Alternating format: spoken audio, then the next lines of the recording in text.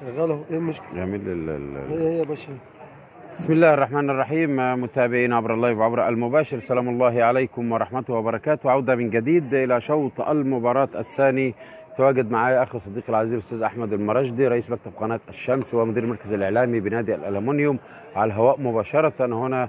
ويعني كل الإحصائيات، كل الأرقام التي تواجد في هذه المباراة يعني من مع صديقي العزيز الأستاذ أحمد المراجدي. وسهلا بك قبل بداية شوط المباراة الثاني. اهلا وسهلا بك طبعا، بجد تحيه بيك على ارض يعني نادي الالومنيوم.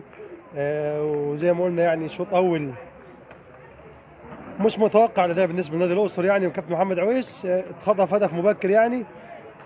كابتن شباب عبد المنعم استغل الفرصه ديت وقدر ان هو يعني يستمر في يعني طريقه لعبه، يمكن غير من طريقه لعبه لان هو كان متوقع ان زي ما قلنا بين الشوطين لو انت كنت بنتكلم ان محمد عويس يبدا قافل شويه. محمد عويس كان بيدافع من منتصف يعني من منتصف ملعبه، بيدافع مبكر شويه كده، فده اكبر هشام عبد المنعم انه غير طريقه لعبه وان هو يقدر وقدر هشام عبد المنعم انه يقتنص هدف مبكر لاسلم رمضان في الشوط الاول. صديقي العزيز الاستاذ احمد المراجدي، بالتاكيد شوط المباراه الثاني يقترب من بدايته، فننتقل سريعا بالصوت والصوره باذن الله. شكرا جزيلا صديقي العزيز الاستاذ احمد المراجدي. متابعين